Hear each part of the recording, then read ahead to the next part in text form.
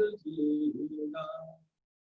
श्री प्राणनाथ निज मूलपति, श्री मेराज सुना, तेज कुंवर श्यामा बल को पल पल करूं प्रणाम, पिया जी को पल पल करूं प्रणाम।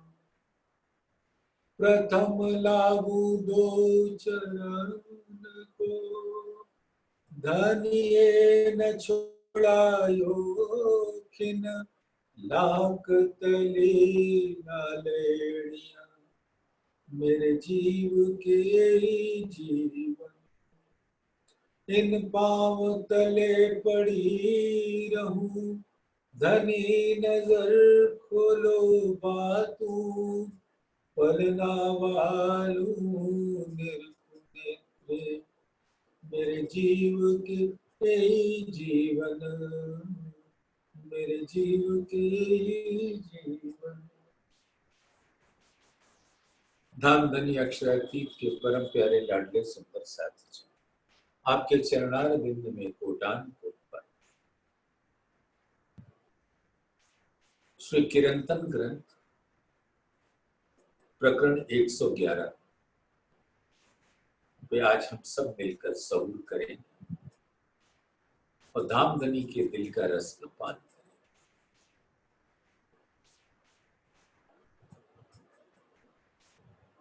फरेबी लिए जाए मेरी रूह तू आंखें खोल, बीच बका के बैठ के तकिंसो किया कहो, अर्श की खिलवट।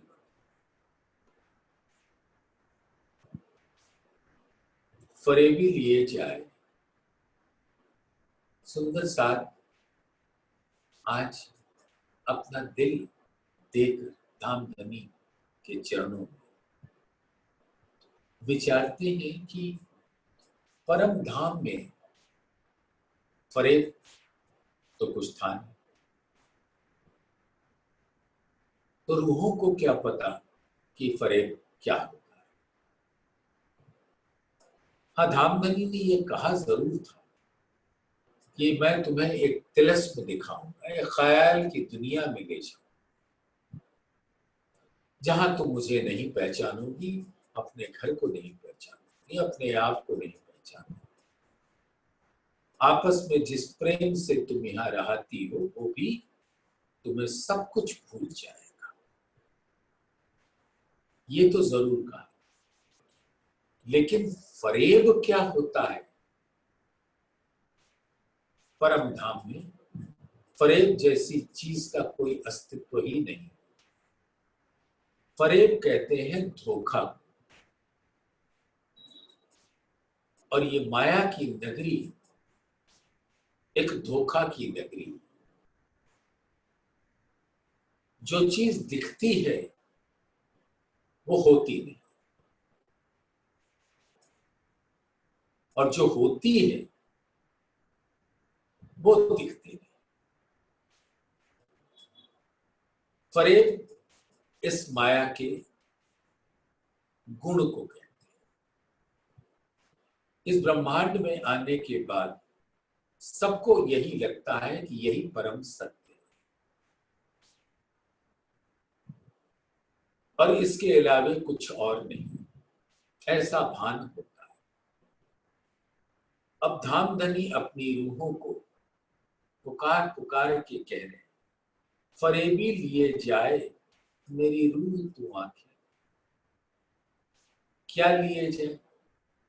ये सांसों को लिए जाए। आज हमारी सांसें चल रही हैं तो ये तन जीवित दिखता है और विद्युत की क्रियाएं करता है। सांसों का आना जाना बंद हुआ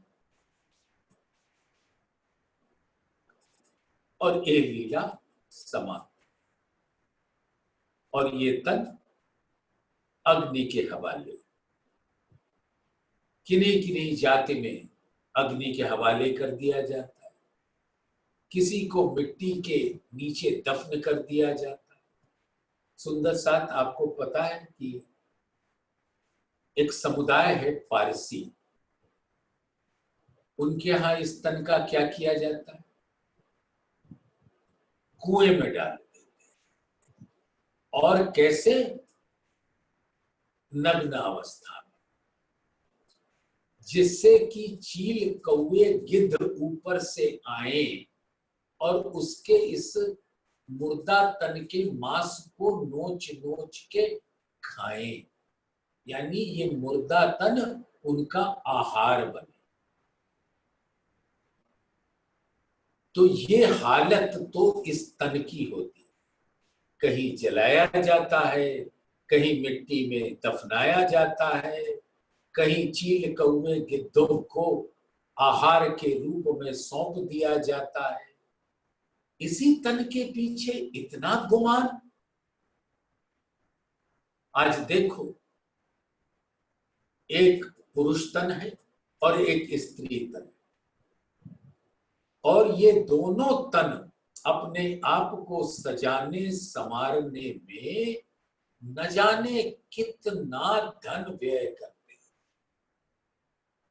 ये वही तन है जो समाप्त हो जाए। आप देखोगे सुंदर सा, कभी किसी अस्पताल में जाओ, राजी न करें कभी आपको अस्पताल जाना पड़े, लेकिन आप अगर वहां जाते हो, वहां के दृश्य को देखते हो, तो किसी के नाक में ट्यूब, किसी की आंख में ऑपरेशन, किसी को कुछ, किसी को कुछ, इतने भयंकर व्याधि होते हैं, रोग होते हैं कि उसको देखकर इस तन से वितृष्णा हो जाती है। लेकिन उसी तन, जब तक कोई व्याधि नहीं आती, हम ऐसे भूलते हैं मानो ये तन अखंड है, परम सत्य,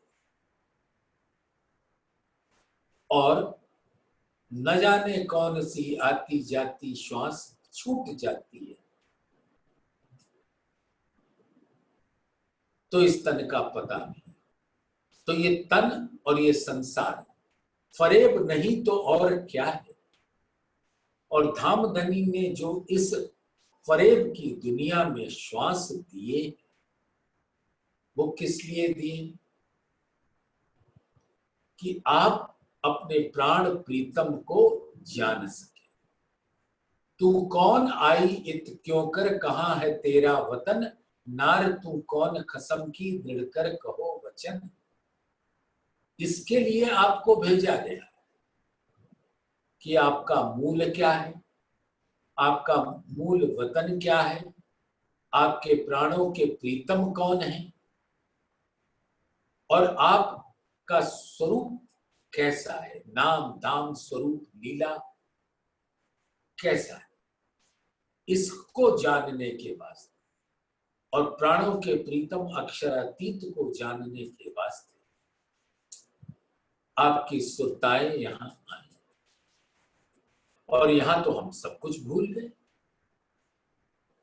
तो फरेबी लिए जाए, एक एक सांस ये माया हटा रही। ये जो अष्ट धातु के तन है, आजूज और माजूज यानी दिन और रात, ख्वाहिशों के बाजार में इस तन को बेच देते हैं। अपने घर पहुंचिए, आपका द्वारा बनाया हुआ परिवार और पत्नी सारे के सारे आपका इंतजार कर रहे होते हैं कि आप आए और वो ख्वाहिशों का टोकरा आपके सर पे रख दें, और फिर आप उन ख्वाहिशों को पूरा करने के लिए अपने इस अष्ट धातु के तन को गला दें। रस, रक्त, मांस, मज्जा, अस्थि, शुक्र, ओज, मेद, इसको हम गला देते हैं। और पाते हैं कि कुछ वर्षों के बाद ये तन देखने लायक भी नहीं होता, इतना जर्जर हो चुका। ऐसी ये फरेब की दुनिया और ये फरेब का तन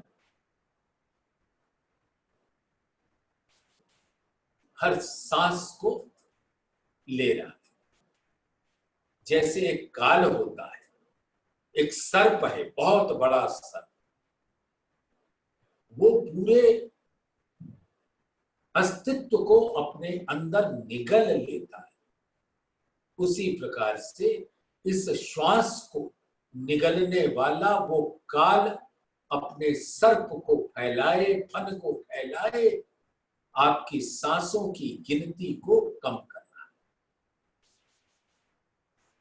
फरेबी लिए जाए मेरी रूह, तू आंखें खोल। और जो आत्मा इस तन के अंदर बैठी है, उस आत्मा को बता रहे कि इस नश्वर तन की औकात क्या है और तुम कहां के रहने वाले हो। तुम उस अखंड अविनाशी शाश्वत धाम के हो, कहां खोए बैठे हो इस फरेब में। तभी परमहंसों ने वाणी दी, श्वास श्वास निज नाम जप, वृथा श्वास मत खो, ना जाने इन श्वास को आवन होए न। ऐसी ठगनी, ऐसी धोखा देने वाली, न जाने कब आती जाती श्वास छूट जाए। और हम कभी विचारते ही नहीं अपने इन श्वास के बारे में, अपने तन पर गर्व करते हुए, उसकी शक्ति पर, उसके रूप और सौंदर्य पर। उस तन के अंदर एक मस्तिष्क है, एक बुद्धि है, जिस बुद्धि के बल पर धन कमाकर बंगले खड़े करते हैं, गाड़ियां खड़ी करते हैं, परिवार खड़े करते हैं, समाज खड़े करते हैं, और उस समाज में मुखिया बनकर बैठ जाते हैं। और ये श्वास के बंद होते ही सब खत्म हो जाते हैं। तो ये फरेब नहीं तो और क्या है। ये संसार फरेब, ये तन फरेब, यहाँ के नाते रिश्ते फरेब। आप जरा विचारिए सुंदर साहब, ये विचारने की बात है।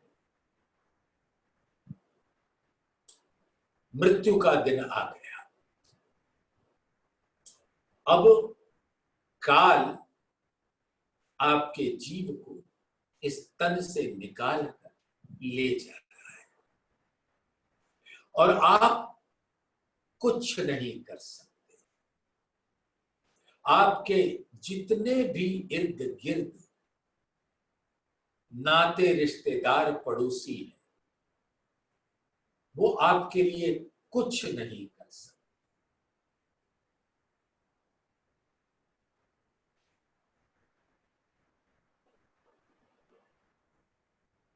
कोई नहीं किसी के संग, सुख दुख लेवे अपने अंग।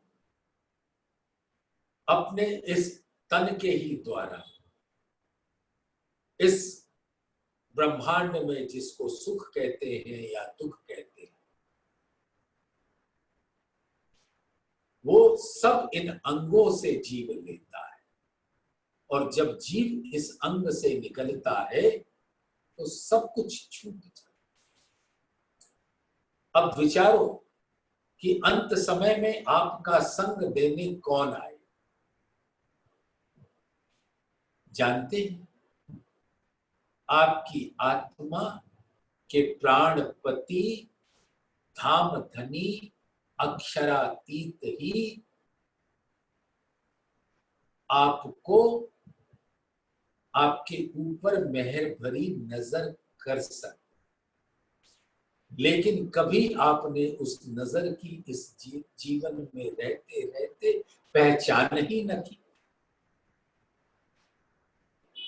मेरी रूह तू आंखें खोल, अब तुम सावचेत हो जाओ और इस फरेबी को पहचान लो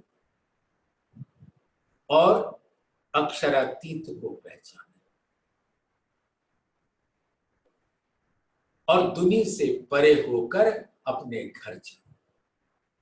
मेरी रूह तू आंखें खोल, ओ मेरी प्यारी आत्मा, अब इस फरेब का जो पर्दा तेरे नैनों के सामने पड़ा है उसको हटाओ और मैं तुम्हें इंद्रावती जी कहती हैं, मैं तुम्हें तारतम ज्ञान का प्रकाश देती और इस अंधेरी के पर्दे को, अज्ञान के पर्दे को हटा दो, अपनी मैं खुदी को हटा दो और धाम धनी की मजल पकड़ लो, रास्ते के को पकड़ लो। बीच बका के बैठ के ते किंसों किया कौन, अब याद दिला रहे हैं खिलवत की उन बातों। क्या? बीच बका के बैठ के, परम अखंड, उसी को बका कहते हैं, उसको परम धाम कहते हैं, अर्श अजीम भी कहते हैं। बीच बका के बैठ के यानी परम धाम के अंदर बैठी, तीजी भोम पे बैठी, मूल मिलावे खिलवत खाने में बैठी और किससे कॉल किया? साक्षात प्राण प्रीतम अक्षरातीत से। बीच बका के बैठ के किंसो किया, किंसो वो कौन थे जिससे तुमने बातें की? अर्श की खिलवत में हक की बात। सुंदर साथ दिल में बहुत विचार आता है कि वाणी की कुछ बातें ऐसी हैं, जब एक बार सब सुंदर साथ अपने दिल में धर ले तो वाणी दामधनी की कृपा से अपना प्यार लुटाती है। अब यहां पर इसी चौपाई में 4 ऐसे शब्द हैं जिसको जानना हर सुंदर साथ के लिए आवश्यक है। खिलवत, वाहिदत, मार्फत। तो सुंदर साथ अर्श की खिलवत, अर्श खिलवत, हक की वाहिदत, बैठ के बातें जो करी सो कहां गई मार्फत।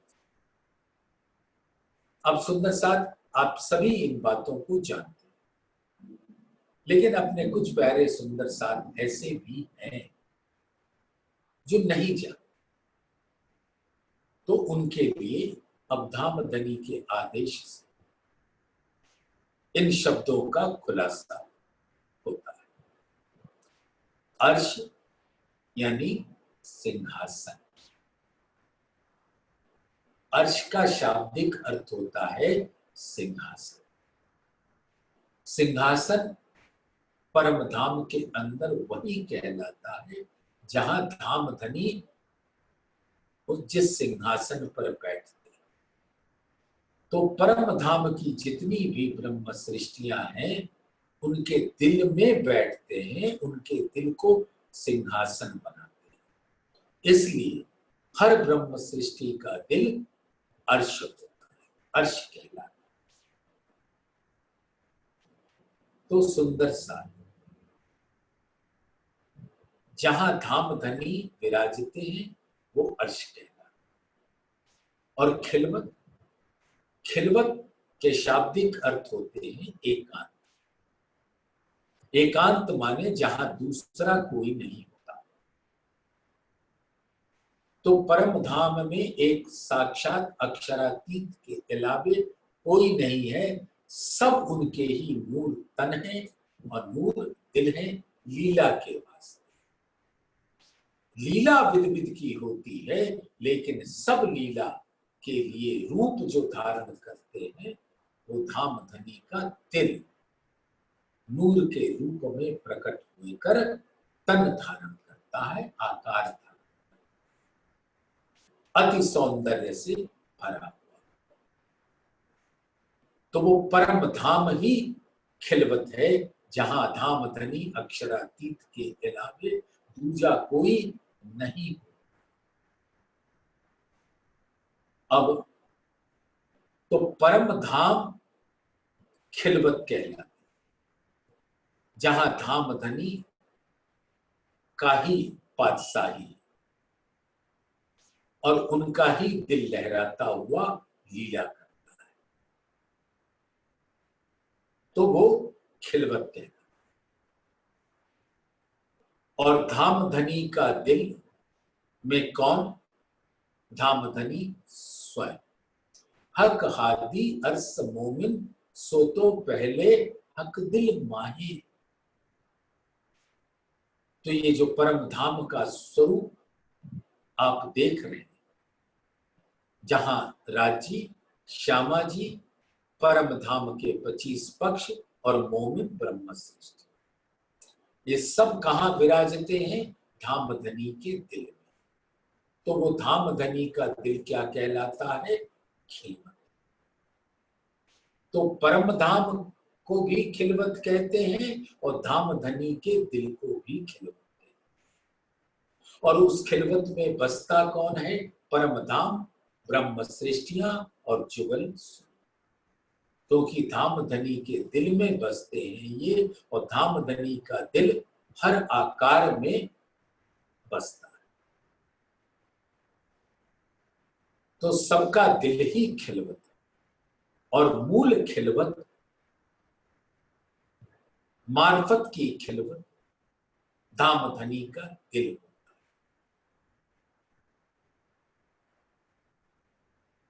और उसके अंदर सारी ब्रह्म सृष्टियां और परम धाम जो एक दिली के स्वरूप हैं, एकत्व के स्वरूप हैं, वो सब धाम धनी के दिल में विराजते हैं।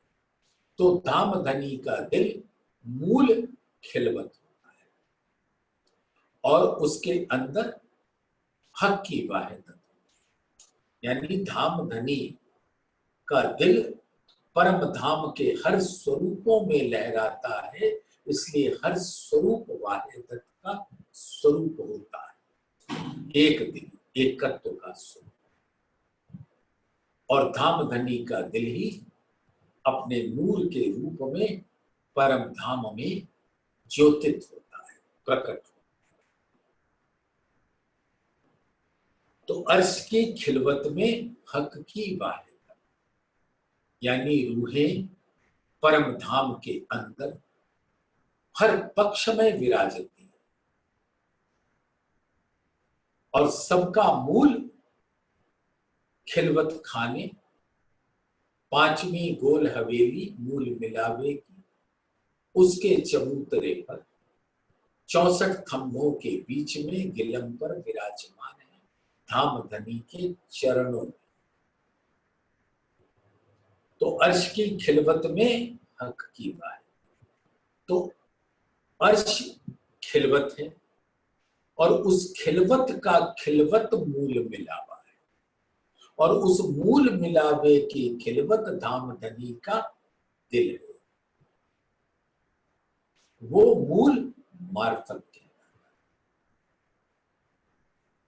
तो इस प्रकार से अर्श की खिलवत में, अर्श का वो खिलवत जो मूल मिलावा है, उसके अंदर कौन विराजा? हक की वाहिदत। अब हक की वाहिदत यानी 12,000 ब्रह्म। लेकिन सुंदर साथ, आपका दिल वहीं रुकना नहीं चाहिए। 64 थंब भी हक के वाहिदत, और थंबों के बीच में जो नूर की दीवार है वो भी वाहिदत है, चंद्रवा भी वाहिदत है, झालर भी वाहिदत है, और गिलम भी वाहिदत, उसके दोरी बंद भी श्याम श्वेत हरि जग भी वाहिदत का स्वरूप। उसके बीचों बीच कमल के फूल की आकृति भी वाहिदत का स्वरूप है, जिसकी एक एक पंखुड़ी आत्माओं का दिल है, क्योंकि वो वाहिदत। और उसी कमल के फूल जो श्यामा जी के दिल का प्रकट स्वरूप है और उसकी हर पंखुड़ी आत्माओं के दिल का स्वरूप है। तो सभी आत्माओं के दिल जब मिल जाते, हर पंखुड़ी जब मिल जाती है तो खिली हुई कमल का फूल हो जाता, यानी श्यामा जी का। और उस पर कौन विराजता है?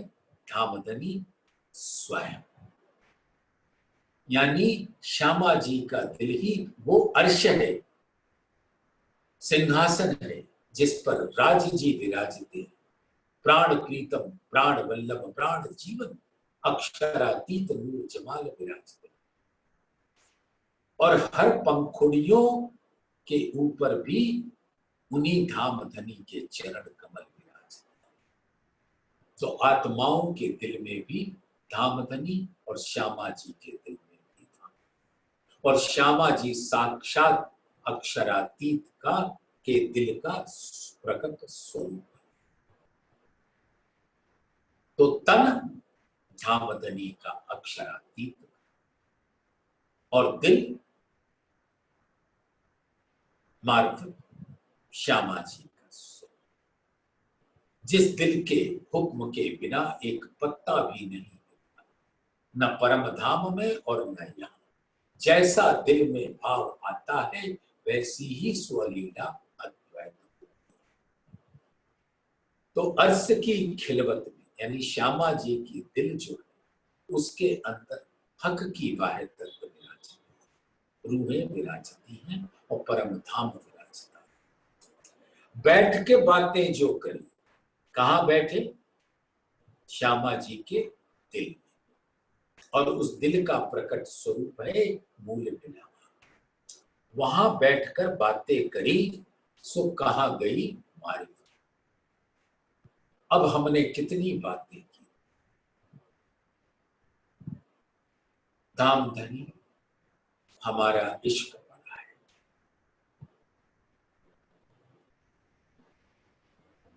श्यामा जी ने कहा उनका इश्क बड़ा है, राज्य ने कहा उनका इश्क बड़ा है, यानी सबको अपने अपने इश्क की पहचान थी। तो इस ब्रह्मांड फरेब की दुनिया के में आने के पश्चात आपसे पूछा जा रहा है कि जिस पहचान का ढिंढोरा पीट रहे थे वो पहचान कहाँ गई? क्या आपको ये बात परम धाम में पता थी कि तन सबके अक्षरातीत के नूर तन है और सबके अंदर धामधनी का दिल है जो पुकारता है। तो मुख तो बहुत सारे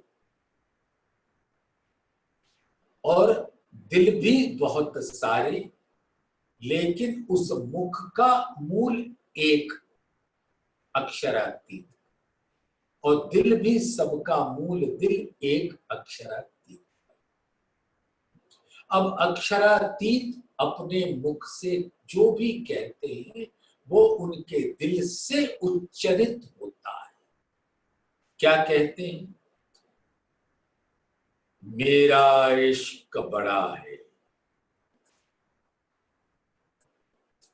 तो जैसे एक माइक से एक व्यक्ति कोई बोले कि मेरा इश्क बड़ा है और बहुत सारे स्पीकर लगा दीजिए तो हर स्पीकर से वही आवाज आएगी, मेरा इश्क बड़ा है।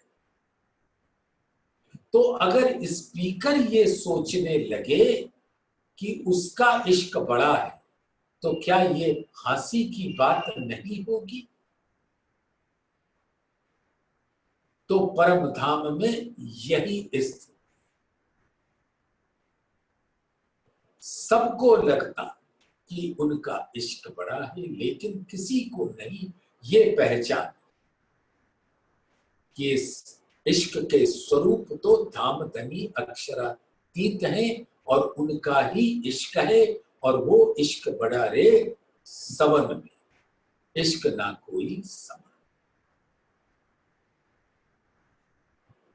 तो वो जो इश्क की बारीक बातें थी, रब्द तो किया, लेकिन उसकी जो बारीक बातें थी जो हम प्रकट कर रहे थे रब्द के रूप में, यानी हमें इश्क की पूरी पहचान थी, क्योंकि इश्क तो हमारा, और जब हमारा है तो पहचान तो है। तो इस ब्रह्मांड में आने के बाद धामधनी पूछते हैं वो पहचान कहाँ गई। सो कहाँ गई मारिफत।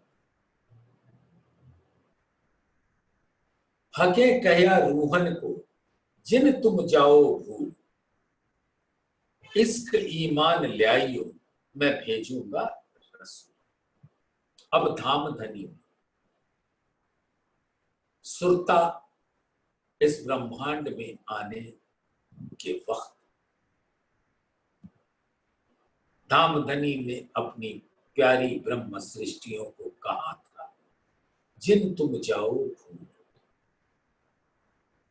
इश्क ईमान ले आइयो, यानी आपका इश्क है, ले आइए। और आपको अपने धामधनी पर पूरा कुर्बान है आप, तो वो ईमान ले आइए इस फरेब की दुनिया। हके कया रूहन को जिन तुम जाओ भूल, इश्क ईमान ले आइयो मैं भेजूंगा रसूल। अब मैं आपको रसूल भेजूंगा, पैगंबर, जो ये सारी बातें आपको याद दिलाएगा। और वो याद दिलाने के बाद अगर आपको अपना इश्क मिल जाता है तो मैं जानूंगा कि तुम सुहागिन नार। आगे पीछे अव्वल इश्क लेसी सब हो, पर पहले इश्क जिन लिया सोई सुहागिन। आप क्या फिसड्डी सुहागिन नार होना चाहते हो कि धामधनी के सामने अपने पूरे ईमान के साथ, स्वाभिमान के साथ, अपने मुखार बिंद पर प्रेम की आभा कांति चमक छटा को लेकर खड़े होना चाहते हो कि शर्म से सिर झुकाकर खड़े होना चाहते। इसलिए मैं तुम्हें अपना रसूल भेजूंगा जो तुम्हें सारी बातें याद। हके कौल किया उतरते अलस्तो बेर,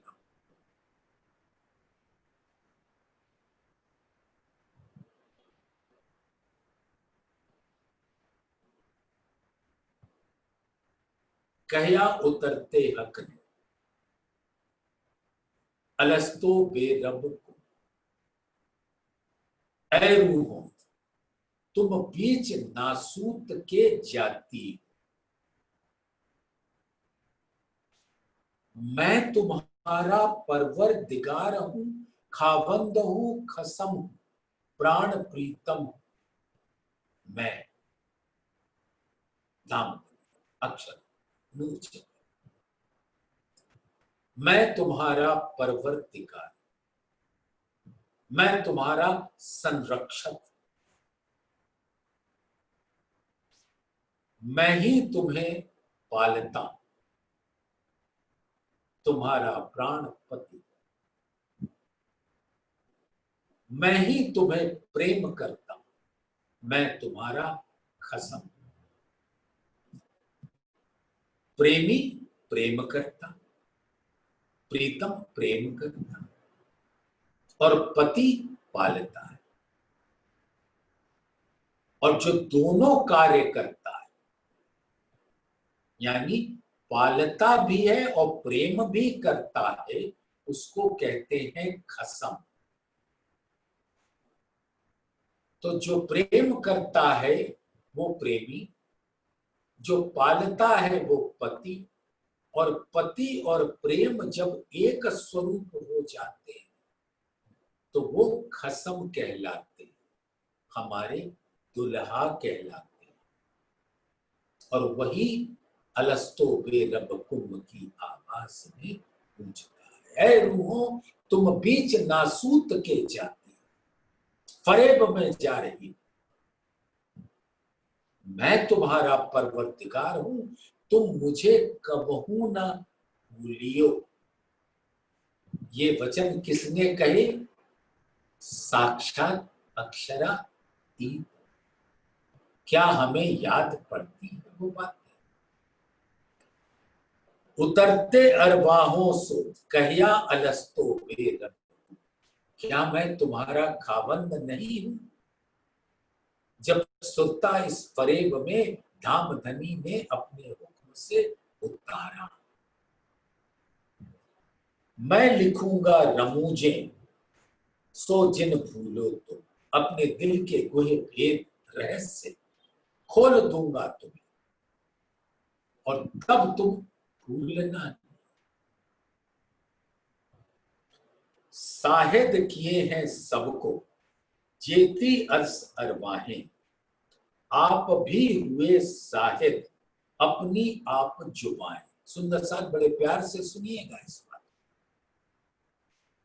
साहिद किए हैं सबको, सबको के मतलब ये छिपके रंग परवाली में बातें नहीं हुई, खुले आम इश्क रब्द हुआ तीजी भूमि, और वही मूल मिलावे में रास के बाद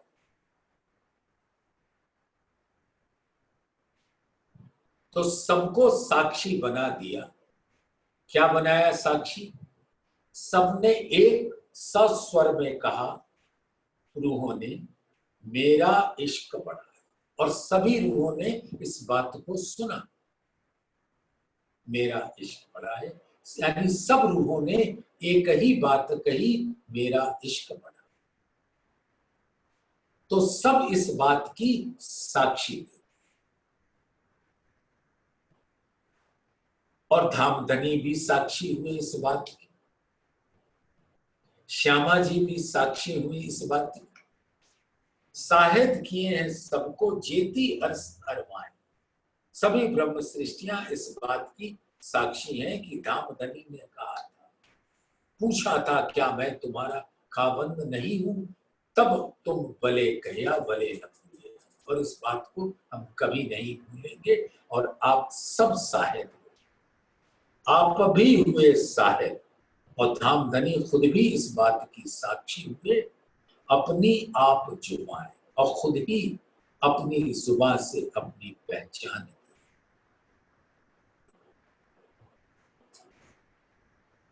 जब उन्होंने कहा कि मेरा इश्क, और इस बात की खिलवत की गूंज हम सब रूहों के दिल में धड़कना चाहिए, फरेबी उसको लेके जा न पाए, हमारी हर श्वास श्वास में खिलवत की वो गूंज गूंजती।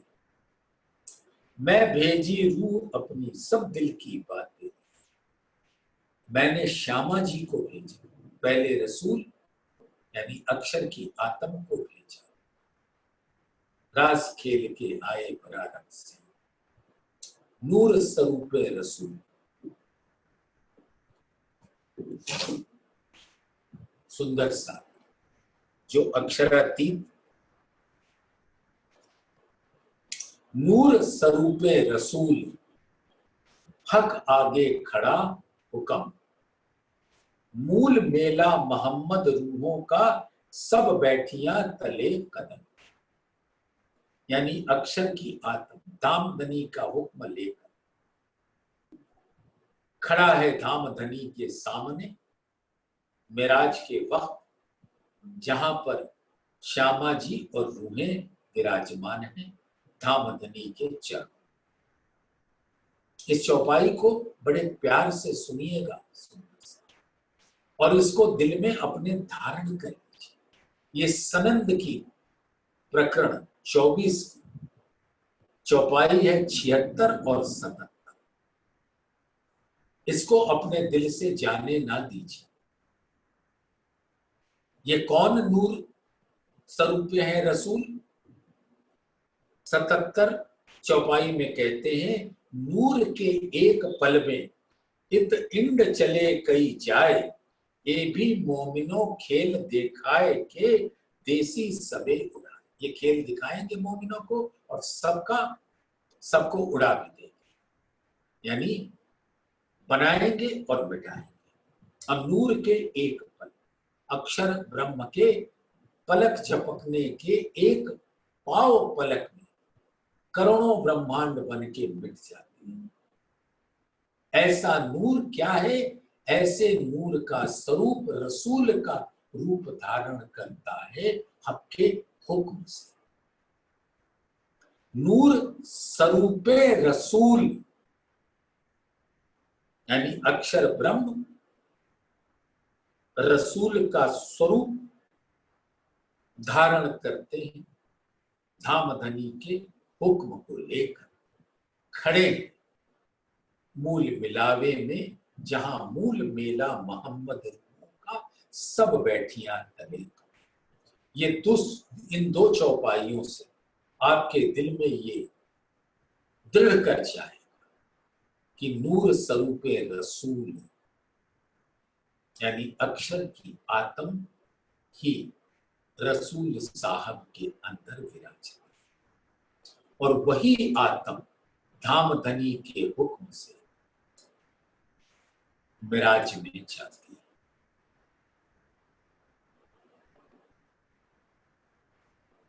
तो सुंदर साथ उसके बाद मैं भेजी रूह अपनी, श्यामा जी को भेजा, सब दिल की बातें ले और उनको सारी बातें बता दी।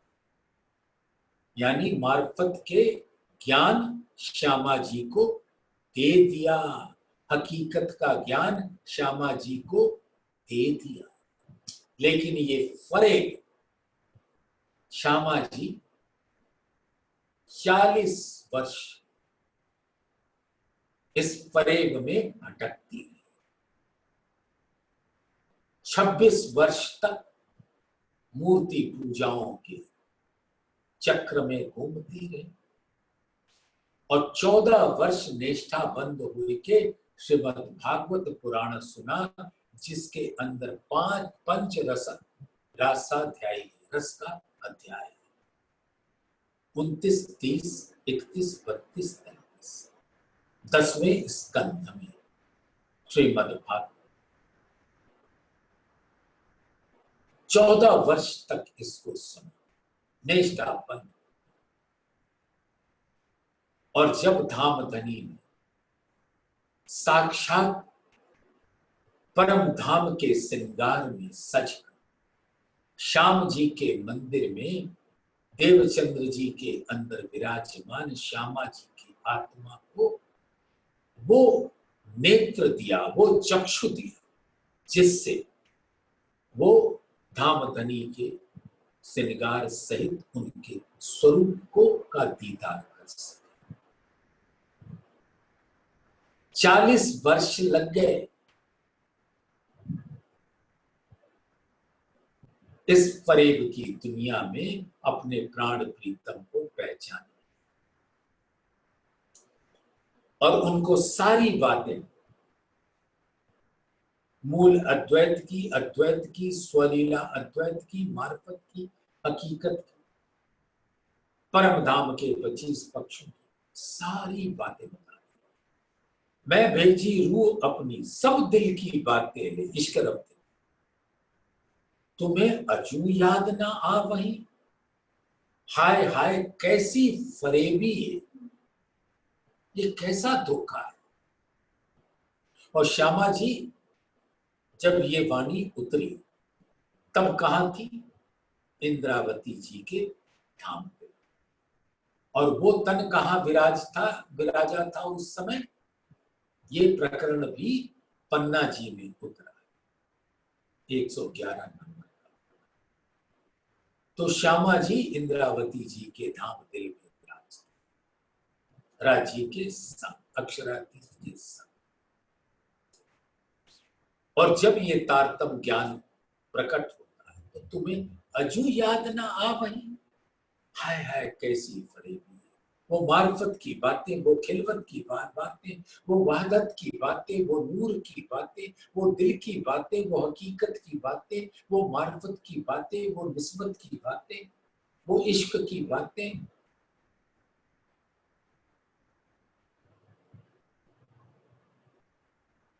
आप सभी ने मिलकर और हम सब साक्षी कहा था, तू भूलो तो मैं जगा, और मैं भूलूं तो तू जगा।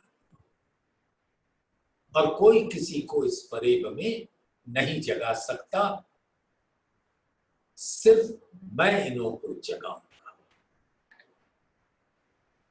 सब बातें मेरे दिल की और सब रूहों के दिल, सो सब भेजी तुमको जो करिया आपन मिल।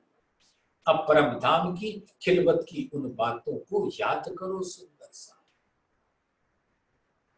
जो जो बातें हुई थी, आज आपके दिल की हर धड़कन में उसकी गूंज आपको सुनाई देनी चाहिए। अगर फरेबी हमें लूट नहीं ले गई, ये चोर डकैत जो इस फरेब की दुनिया में घूम रहे हैं, मेरे हीरे जैसे ज्ञान को जो परम धाम में हमारे पास था, उस सबको लूट ले गए।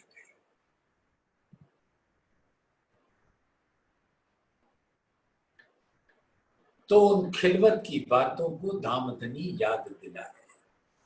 फुरमान लाए मोहम्मद किन खोली न इसारत, तब रूहें आई न थी तो पीछे फेर करी सरत। सुंदर साथ ये चौपाई बहुत ही आवश्यक है सब सुंदर साथ को जानना। बसरी स्वरूप जो हुक्म और जोश के स्वरूप थे, जिनके अंदर अक्षर की आत्म विराजमान, रास खेल के आए बरारब श्याम।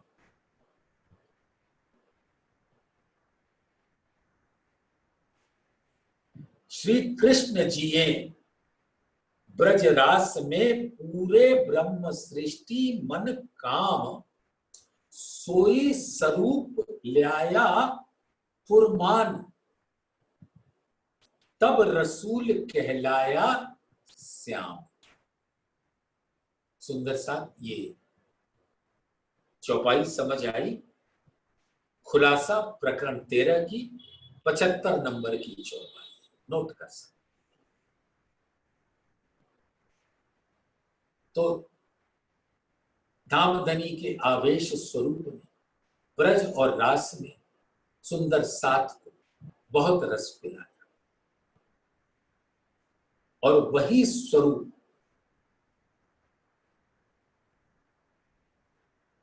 सोई स्वरूप ल्याया फुरमान, तब रसूल कहलाया श्याम। यानी वही हुक्म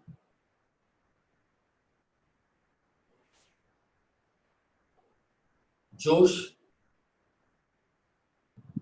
जब मुस्तफा बेग के तन में आकर बैठा, श्याम रास से बरारब ल्याया साहिब का फुरमान। श्याम, श्यामा नहीं, श्याम रास से बरारब ल्याया साहिब का फुरमान, हकीकत अखंड धाम की तिन बांधी सब जहान। और सभी इस दुनिया को एक दीन करते रहे परम धाम के ज्ञान के द्वारा। रास लीला खेल के आए बरारब श्याम, श्याम की बातें हो रही, श्यामा की बातें नहीं हो रही। रास लीला खेल के आए बरारब श्याम, सो कागद कलाम अल्लाह का ल्याया मोहम्मद अलैहिस्सलाम।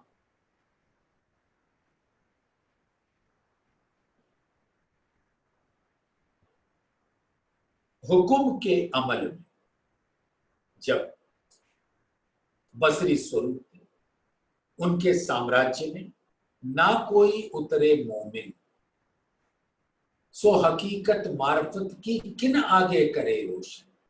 यानी धाम धनी के दिल की बातों को किसके आगे रोशन करे, उसको धारण करने वाली तो मात्र ब्रह्म सृष्टियां, और वो किसके साथ आती हैं, श्यामा जी के साथ, क्योंकि वो अरस परस हैं, वो रूहें हादी के नूर अंग है। तो हादी और रूहें जहां भी होंगी एक संग होंगी। और क्या कह रहे, फरमान ल्याए मोहम्मद किन खोली न इसारा, उसके अंदर जो हकीकत और मार्फत के भेद रूहों के लिए थे, कोई खोल न सका, क्योंकि तब रूहें आई न थी, तब रूहें नहीं थी। तो जब रूहें नहीं थी तो श्यामा जी कैसे हो सकती। तो पीछे फेर करी सर, तो फिर कहा कि कहे मोहम्मद मसीह आ मसीह, और मोहम्मद साहब ने ये फरमाया कि ईसा रूह अल्लाह आएंगी। अगर उस समय आई होती तो वो क्या कहते कि रूह अल्लाह कैसी, रूह अल्लाह आवसी, ऐसा तो नहीं। तो कहे मोहम्मद मसीह आवसी ले कुंजी लाहूत से, ईसा रूह अल्लाह ही तो तारतम ज्ञान की कुंजी ले आए कि कोई और ले आए। कहे मोहम्मद मसीह आवसी ले कुंजी लाहूत से, एक दीन सब कर से, यानी सबको धाम धनी की मेहर तले खड़ा कर देंगे, सब कायम होसी कुंजी। और इस तारतम ज्ञान के द्वारा ये चर सचराचर सब अखंड हो जाएंगे धाम धनी की मेहर से। बका ऊपर बंद की करावसी इमाम, तो इस दुनिया में तो बका कोई जानता ही नहीं, सबको ये ब्रह्मांड ही, ये फरेब ही बका लगता है कि हम पैदा हो गए तो अब हम तो मरेंगे नहीं, दुनिया के लोग मरते रहेंगे, मैं नहीं मरूंगा। सब ऐसा ही सोचते, और यही बात तो उनके अंदर गर्व लाती है, घमंड लाती है, यही उनकी मैं होती है, यही उनका अहंकार होता है कि मैं तो मरूंगा ही। जिस दिन सुंदर साथ हर तन ये बात पहचान ले कि ये मुर्दा आज अर्थी पे जा रहा है, कल मैं भी जाऊंगा, कल मेरा भी यही हश्र होगा। बस इतनी सी पहचान कर लो, आपका जो घमंड है वो वहीं फना हो जाएगा। लेकिन ऐसी फरेब की दुनिया है। आपको पता है, जो यक्ष के 28 प्रश्न, यक्ष का नाम सुना आपने, महाभारत में किस्सा आता है। जब सब लड़ाई वड़ाई हो गई और युधिष्ठिर सबके साथ चले, तो एक तालाब में सबके सब डूब गए और मर गए समझो, सिर्फ युधिष्ठिर बचे थे। तो उस तालाब के अंदर से यक्ष, एक राक्षस, देवता रूपी राक्षस समझ लो, वो प्रकट होता है और कहता है कि मैं तुम्हारे भाइयों को जीवित कर दूंगा, लेकिन तुम सत्यवादी हो। मैं तुमसे 28 प्रश्न पूछूंगा, अगर तुम उसके सही सही उत्तर दे दोगे तो मैं तुम्हारे इन भाइयों को जीवित कर दूंगा। तो युधिष्ठिर ने कहा, यक्ष जी महाराज पूछिए।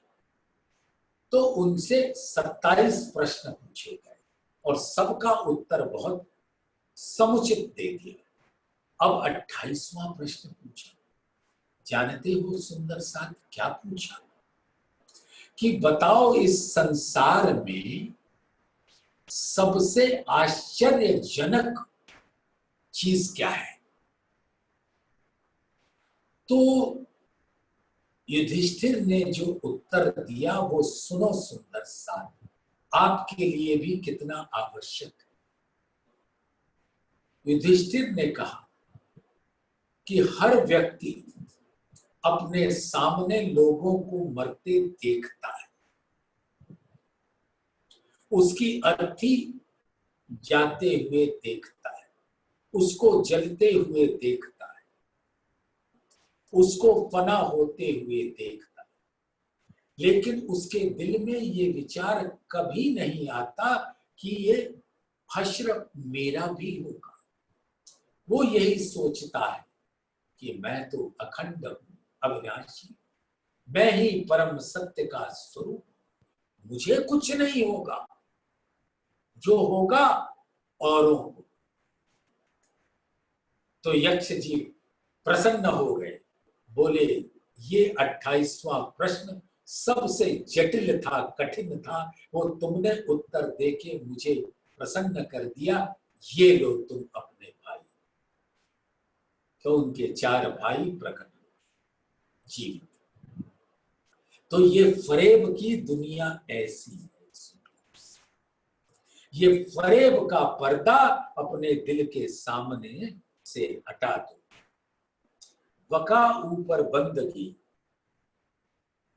करावसी इमाम। तो जिसको बका के बारे में पता नहीं, अब इमाम रसूल साहब बता रहे, और वही इमाम प्राणनाथ। अब वो अक्षरातीत के धाम, उनके नूर को, हकीकत को, मार्फत को सब प्रकट करके आपके दिल को वहां सिजदा करा रहे हैं। ए लश्कर सारा दिल का, सो दिल बड़ी सच्चा, अपना दिल दे उनका लीजिए, इनवित चरणों चरणों में सिजदा करा। इमाम हक गिरो हम आए के करें कजा तम।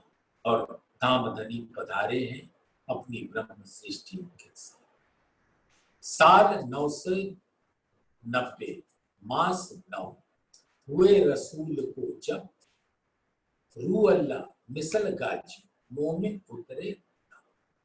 मोमिन कब आए? 990 वर्ष मास के बाद, रसूल साहब के बाद। तो सुंदर साथ आज वाणी को यही विराम देंगे, क्योंकि समय की मर्यादा तो रखनी। 2-4 मिनट हो जाए उसके लिए क्षमा, लेकिन समय की मर्यादा सभी को रखनी चाहिए। तो इसी चौपाई को सुंदर साथ दोहरा लो। बका ऊपर बंदगी करावसी इमाम, हक गिरो हम आए के करे कजा तमाम, करे कजा तमाम। बोलिए श्री प्राणनाथ प्यारे।